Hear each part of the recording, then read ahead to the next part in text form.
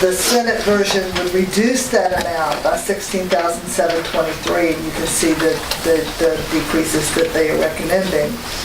The House version would increase that amount by $41,815, but it would be in the supplemental lottery allocation, which, as I think you all are aware of, that's the amount that the city normally withholds from us or has withheld from us for the last 2 years. So I don't know that that would be any increase for us, even if that increase was approved.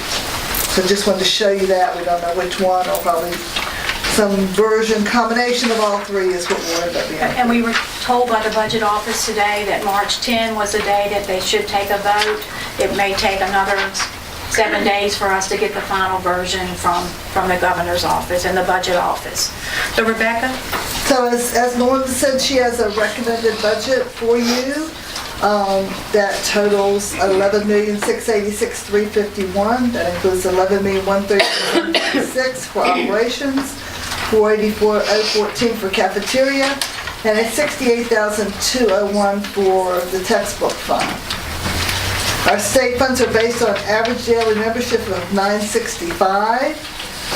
We increased our ADM projection from $958.4 to $965, which resulted in a net state fund increase of $38,582 for operations, and a small increase of $467 for textbooks. State funds totaling $68,201 have been included in the textbook fund for this budget, but they can be used for school operations if they're not needed for textbooks, adoptions, or whatever materials the textbook fund may need. State funds totaling $10,736 have been transferred to the cafeteria fund, since these funds are targeted for child nutrition. And the local appropriation from the city of Covington increased by $129,285 for this year. Other funds that are projected to decrease are based on reduced funding from the Allegheny Foundation for nursing services.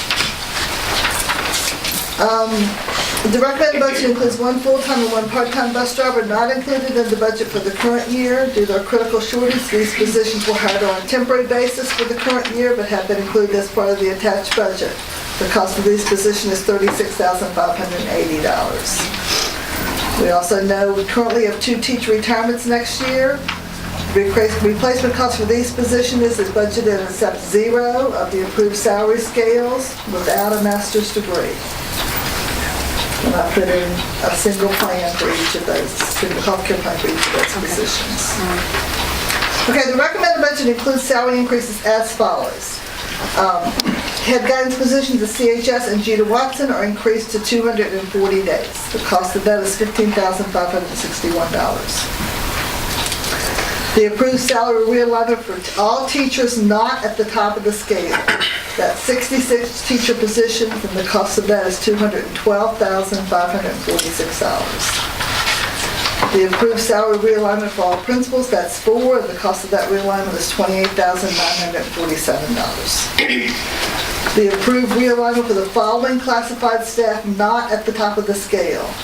That's 4 school secretaries, 17 instructional aides, 2 nurses, 3 custodians, 1 maintenance person, 7 cafeteria staff, and you see the cost of those all there. All salary scales have been reduced to 95% of the previous scales, with the exception of school secretaries. The recommended budget does not include salary increases for the following. Any employee at the top or above the top of the approved salary scale, and that's 33 positions. Any employee on or above the correct step of the approved salary realignment, that's 4 people. Any staff housed in the central office. And the cost of approving the salary realignment for 2 central office staff not at the top of their scale would be $2,132. It includes passing on the 5% health insurance rate that has been